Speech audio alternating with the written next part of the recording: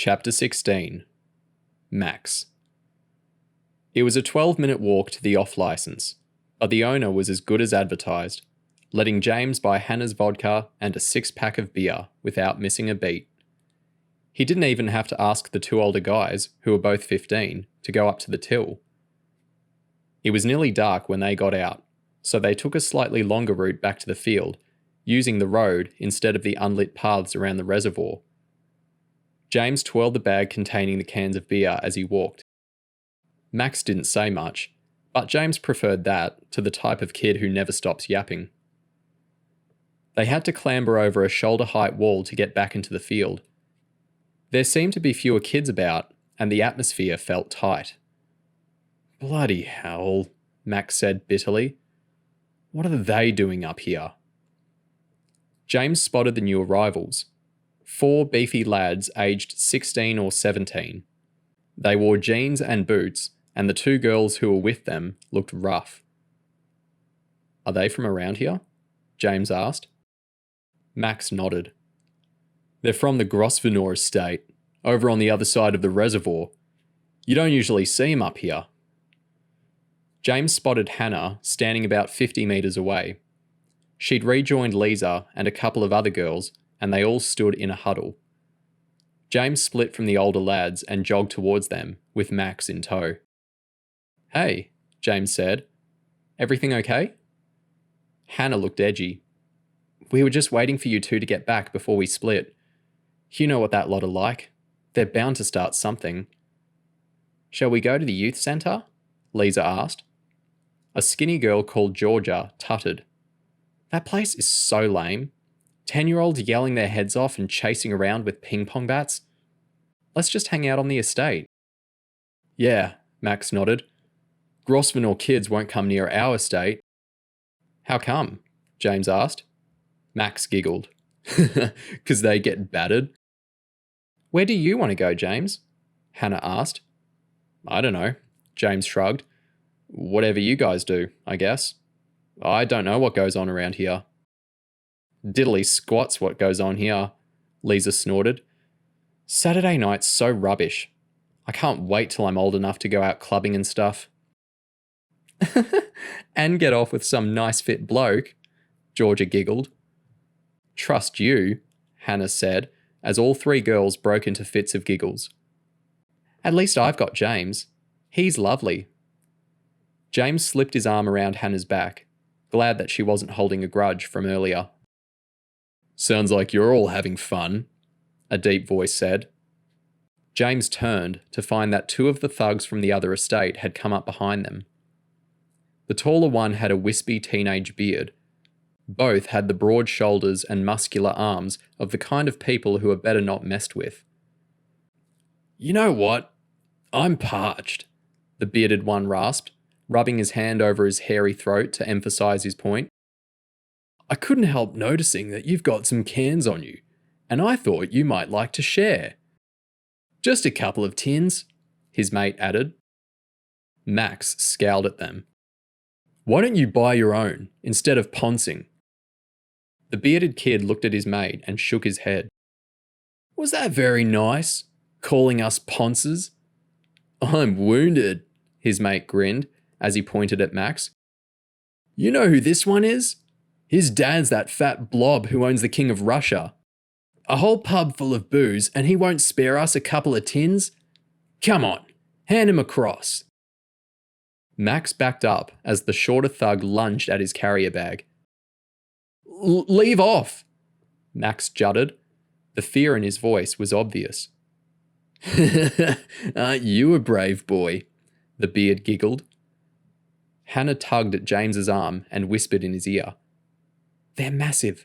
It's not worth getting done over a few cans of beer." After wrecking his life with the last punch he'd thrown, James felt inclined to swallow his pride. He reached into the bag and snapped 2 cans away from the plastic binding strip. "Take 'em," James said sourly. "On me." "How about the whole 6er?" the big dude grinned, ungratefully. "I've worked up a thirst, and I really didn't like your chum calling me a ponce." "Or maybe you'll be wanting a slap," the shorter one added, as he stepped forward so that his chest almost touched James's nose. "Give it up, James," Hannah said desperately as she backed away.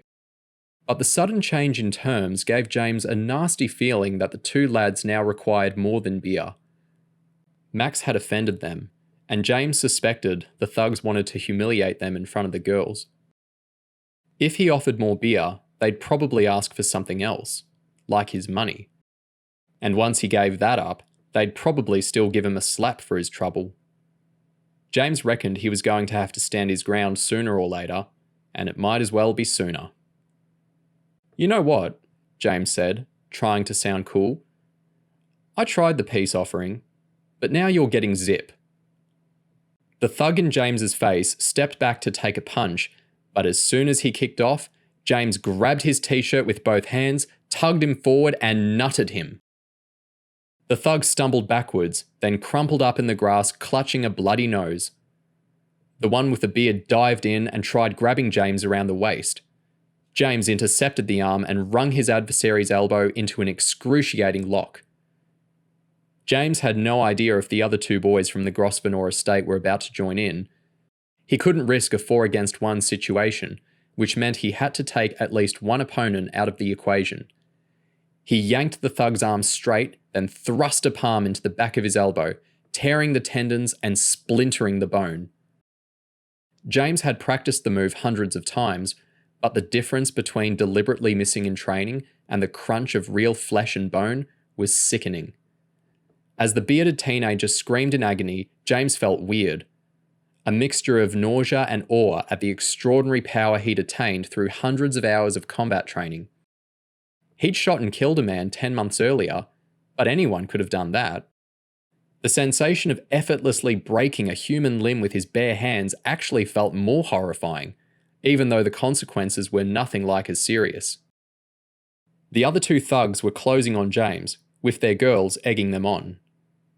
James didn't want to fight them and decided that mega confidence was the best strategy for keeping them at bay.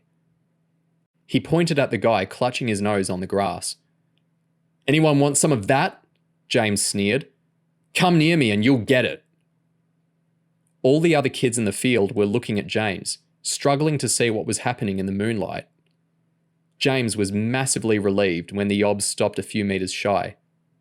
One of the girls crouched over the dude with the busted arm.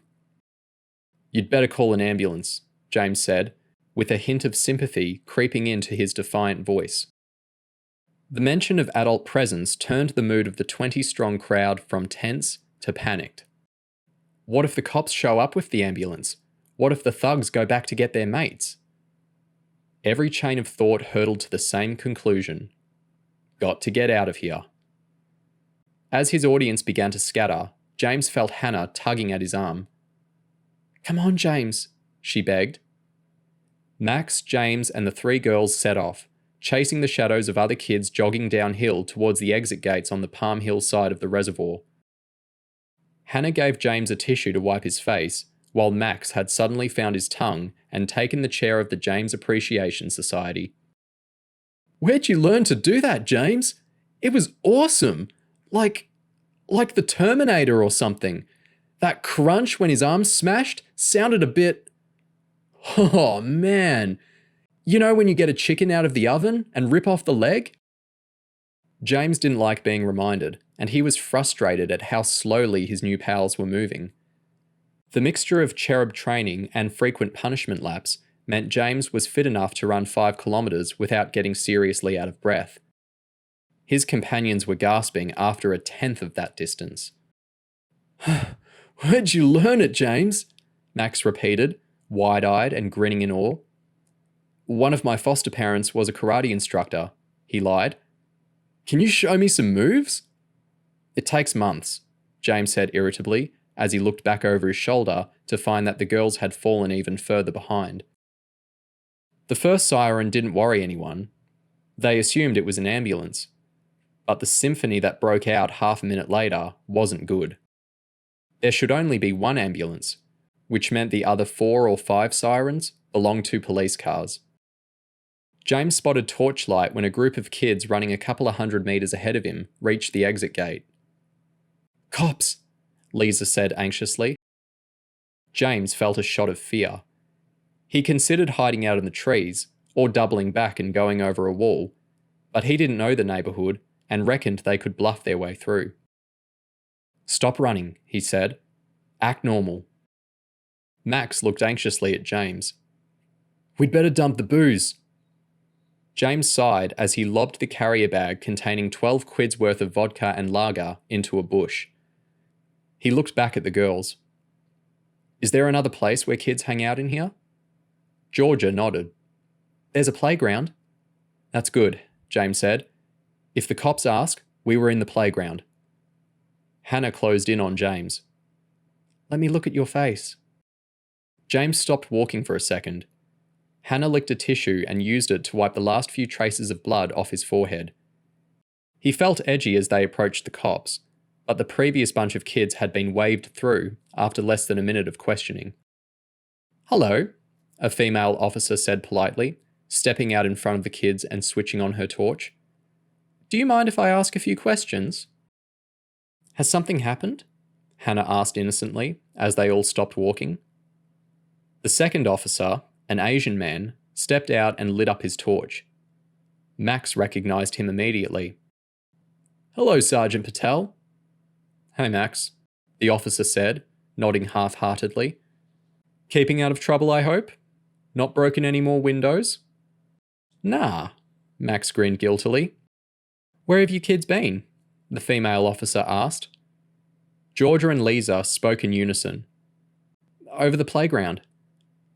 "Not up top, by the brook?" The girls both shook their heads. "We've had reports that some lads from the Grosvenor estate got ambushed and beaten up. One of them's ended up with a broken arm. You could get yourselves in serious trouble by lying to me, so I'm going to give you another chance. Are you sure you weren't really up by the brook?" James was relieved when all the girls shook their heads. "No, miss. Like I say, there's been a serious incident, so I'm going to have to ask all of you for your names and addresses, and we might be in touch later." Hannah was at the end of the line, and she faithfully read her name and address to the policewoman. James was next. "James Robert Holmes, Flat 16, Block 6, Palm Hill Estate." The policewoman smiled. "And your postcode?" James fumbled. Something? The policewoman clearly thought she'd caught James out. "Don't you know your own postcode? How long have you lived here?" "We just moved in this morning." "Did you indeed?" the policewoman said suspiciously. "It's true," Max said. "He's 4 doors down from me. I can vouch for him." But she didn't sound convinced. "What's your home phone number?" "We're not hooked up yet," James said. "Well, what about your parents? Do they have mobiles so that I can ring up and speak to one of them?" "My parents are both dead," James explained. "My older brother looks after me, but he'll be out." "So you moved in today to live with your brother, who just happens to be out?" the policewoman said incredulously. "How old is this brother?" "He's 17. Technically, I'm still in foster care, but I'm allowed to live with Dave." The policewoman clearly thought James's story was bull. She moved her torch beam upwards and shone it in James's face. It took a second for a look of revelation to blossom. "What's that under your chin?" "Where?" James asked. James touched his chin with his index finger and felt the tip drag through something that could only be a drop of blood. "And how did that get there?" James realised he was in trouble, but Hannah nailed down the coffin. "Miss, it's not James's fault," she yelled. "It wasn't an ambush. They started on us." "Yeah," Georgia added. "They were miles bigger than him." "Okay, one at a time," the policewoman shouted, hardly able to contain her grin. She looked over her shoulder at the other officer. "Michael, get James here in handcuffs and call another car. We'll have to take all of this lot in for questioning." "He's a bit on the small side," Patel observed. James was angry at getting himself caught. He should have remembered something as obvious as his postcode. And now he thought about it, Hannah had said hers 30 seconds earlier, and it was probably identical. "Get over here," Patel said wearily, as he pulled a set of handcuffs off his belt. "And you'd better not start mouthing me. I'm not in the mood." James stepped forward and held out his wrists. Patel snapped on the cuffs and read James his rights in a monotone as they walked to a police car parked on the double yellow lines outside the gate. "You do not have to answer any questions, but anything you do say will be taken down and used in evidence." James had been arrested before and knew the words off by heart, but this particular reading had a surprise ending. As he ducked down to get in the back of the car, Patel grabbed James's head and thumped it hard against the edge of the car roof. James was seeing stars as he collapsed across the rear seat. "We'll sort you out," Patel snarled as he slammed the car door. "You've got no idea how sick I get of nicking dumb little brats like you." Chapter 17. Cops. James woke up on a bare vinyl mattress and shuffled across to the cell toilet in his socked feet. While he peed, his fingers explored the small cut on the side of his head where Sergeant Patel had assaulted him. After zipping up, James stepped over to the door of the graffiti-etched cell and rang the buzzer. It took a minute for the custody officer to open the flap. "Can you flush my toilet?" James asked. The beanpole officer, with stained teeth and scruffy red hair, was in a jovial mood. "Are you up for some breakfast, Sonia?" James felt queasy and wasn't sure if eating would help or hinder the situation. "What have you got?" "It's a full English, with bacon or sausage, eggs any style, and granary toast with a selection of fresh fruit preserves and whipped butter." James was well off form at this time in the morning. It took him longer than it should have to realise he was having his leg pulled. "I am a bit hungry, I suppose." "Well, it comes wrapped in cellophane, and I'm told it's highly nutritious. Do you want it or not?" James shrugged. "I guess." The cop came back and slotted a grey plastic tray through the flap, followed by a plastic mug filled with milky tea. "Do you know what's going on?" James asked. "I've been stuck down here all night." "You're underage, so we can't question you, release you, or do anything else until your parent or guardian turns up," the custody officer explained. James had named Zara as his social worker and given the police a local phone number that would automatically reroute to the 24-hour situation room on campus. Having ascertained that James wasn't in any danger, it looked like nobody else on campus was in any great rush to get out of bed in the early hours of Sunday morning and drive to his rescue. James ate the cereal and nibbled at a rubbery waffle-type thingy with cubes of pink and orange fruit in the middle. He couldn't help wondering what Lauren would say when she found out he'd got into another fight. He'd planned to stay out of trouble, but that's not always easy when you're on a mission. There was the tantalising sound of a key in the cell door as he drained his mug. "Looks like you're heading home," the custody sergeant said as the door swung open. He flung a box containing James's belongings onto the bed. "Aren't they gonna question me or nothing?" James asked, as he slid his feet in his trainers and began shoving his keys, mobile and stuff back into his pockets. "I believe they questioned quite a few of your pals," the sergeant explained. "But that lot like settling their own scores. The two lads in the hospital refused to give the police any statement, which leaves you in the clear." "Thank God for that," James said. "Don't get too full of yourself," the cop warned as he led James out of the cell towards the reception area. "I wouldn't want to be in your shoes if they catch up with you." John Jones had landed the task of driving down from CHERUB campus at 5 on a Sunday morning. John was a dome-headed ex-police, ex-MI5 agent who joined CHERUB as a mission controller less than a year earlier. He'd worked with James on his two biggest missions. John showed the custody sergeant a fake ID that said, "London Borough of Tower Hamlets, Social Services." "How come you're here?" James asked as they walked out of the police station into a drizzly Sunday morning. "Zara's got 2 kids," John explained. "She sees little enough of them without her having to make fake IDs and drive to London in the middle of the night. Besides, she's a senior mission controller, and this job is strictly small time. Are you taking over as mission controller now? James asked, as they started walking towards the car. John nodded. For my sins. Sorry I got you out of bed in the middle of the night. I expect I'll live, John replied. I've been working undercover since before you were born, James. It's not the first night's sleep I've missed, and I'd have a few quid on it not being the last. John had driven down in one of the CHERUB pool cars, a black Vauxhall Omega. James spotted Millie Kentner hunched over in the back as he got in the front passenger seat. Morning, James said. Millie looked at John. Can we shift out of here pronto, before someone from inside the station recognises me?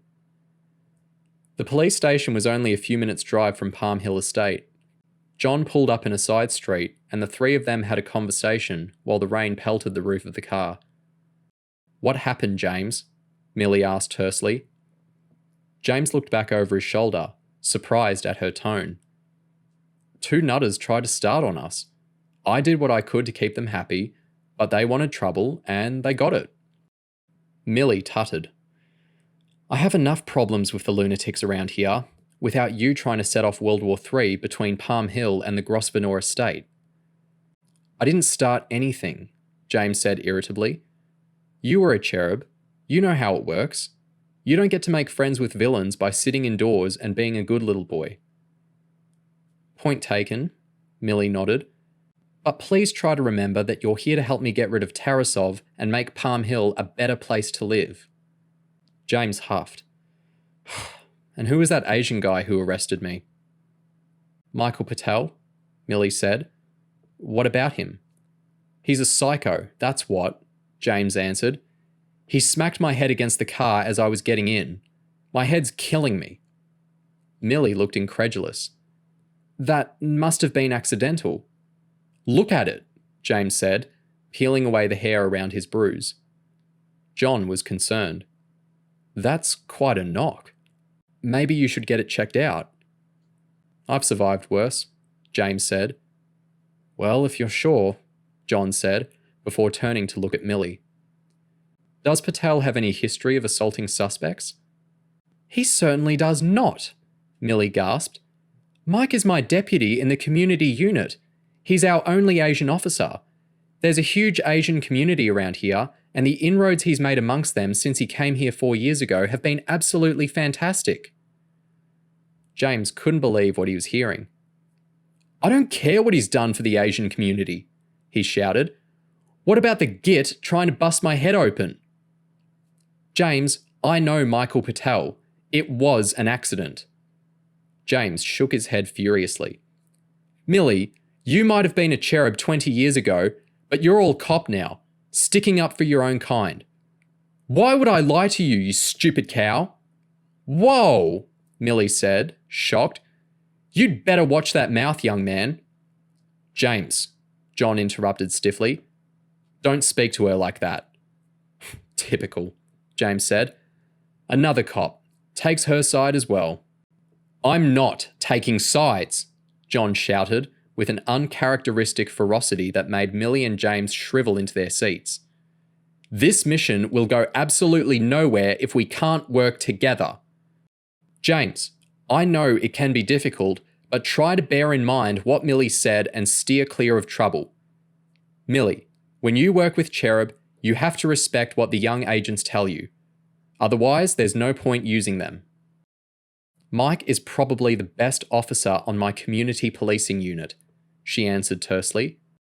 Then I'm sure you won't mind having a little dig into his personnel file and seeing if any similar allegations have been made in the past. Millie raised up her hands. Fine, if that's what it takes to settle this. But I know my officers. I'm the godmother of Michael's daughter, for crying out loud. John smiled. Maybe he was having a bad night. Police work can be extremely stressful. So what now? James asked, feeling better now he knew John was at least partly on his side. Do you know the way home from here? John asked. More or less, James nodded. Okay, then I suggest you walk it. Everything carries on as planned. trying to work your way in with the Tarasovs. I'll drive Millie home, then I'll head back to campus. Millie looked at James as he climbed out of the car. She smiled like she was anxious to make up, but he wasn't having it. I'll call you boys on your mobiles this evening, Millie said. We can have a mini briefing to see how you and Dave are getting on. Superb, James said sourly as he slammed the car door and set off into the drizzle. Dave, you home? James shouted as he stepped into the hallway. He could hear a radio in the kitchen. That Millie's a right... James was set to go off on a rant about Millie not believing him, but as he rounded the corner into the kitchen, he was confronted by Sonia Tarasov. She had wet hair and wore Dave's white toweling robe. You must be James, Sonia grinned. Yeah, James said awkwardly. Where's Dave? In the shower. He'll be out in a minute. Would you like tea or coffee? James sat down at the table while Sonia made him a cup of tea.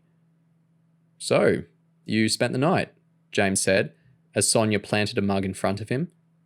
Uh-huh, Sonia said, smiling coyly. I hear you got busted with my little brother Max. James nodded. A whole bunch of kids got taken in for questioning. Dave rounded the corner, buttoning up his jeans. Morning, jailbird, Dave grinned as he grabbed Sonia and made a big show of kissing her on the neck. James was embarrassed by the display of affection, and Dave knew it. What's the matter, bro? Dave asked as he broke away from Sonia and clicked on the kettle. So we spent the night together. We're both over 16. There's nothing illegal about it. James stared into his mug and wrung his hands uncomfortably. Partly James was jealous because he was a virgin, but mostly it just felt really weird being in a room with two people who'd spent the night having sex. It reminded him of the feeling you get when you pull a hair off your tongue and realise it's not one of your own. I'm going to clean up, James said, pushing his chair back as he stood up. I stink like that police cell. The doorbell rang as James stepped out into the hallway. He recognised Max Tarasov through the frosted glass. Hey, James said. How'd you and Lisa get on with the cops? They took us all in one at a time and asked about what happened in that. We all said it was totally the other lot who started it. That lunatic Patel smacked my head against the car roof. Max nodded. He's a nutter, that bloke. I've seen him on TV being interviewed, and he's Mr. Smooth. But I've heard so many stories about him. Like what? James asked. Max shrugged. Oh, you know, giving kids slaps. Nothing massive, but he's got a reputation for being a bit handy. So did you get in trouble with your dad? James asked. It wasn't that bad, Max said. He was pissed of having to leave the pub to come and collect us, but he's had a few run-ins with the Grosvenor kids, and he hates their guts. How come? There used to be this bunch of lads from over there who kept coming down the high street and raising hell. They busted the pub windows a few times, and my dad reckons some of them broke into the car lot and nicked his cash box. Anyways, I came round because some of us lads usually have a kickabout on Sunday morning. It looks like the weather's settling down. Are you up for it? Right now? James asked. Only, I was going to have a shower. It makes my skin crawl thinking about all the drunks and dossers who slept in that police cell before I did. No worries. You know where the pitches are. Just meet us down there when you're ready. James nodded. But I'm warning you, I'm not exactly God's gift to football. I'll make sure you're on the other team then, Max grinned. See you in a mo. James pushed closed the front door. As he passed by the kitchen, he noticed Sonia clambering out of the cupboard under the sink.